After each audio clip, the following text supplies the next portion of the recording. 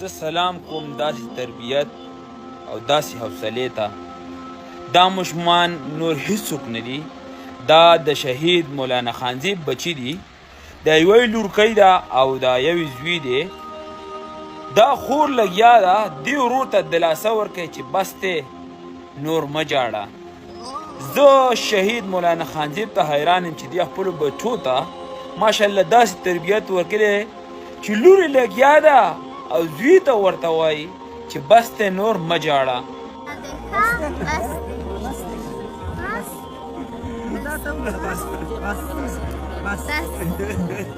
بس کنه روز ته بیا زه پول پینځه بجې اوس بس دی کنه اوس مه جاړه بس اوس مه جاړه. نو زه ویمه داسې تربیت او داسې حوصلې ته زه د مولانا خانزیب بچو ته هم او مولانا خانزیب ته هم سلام کوم په دواړه لاسه.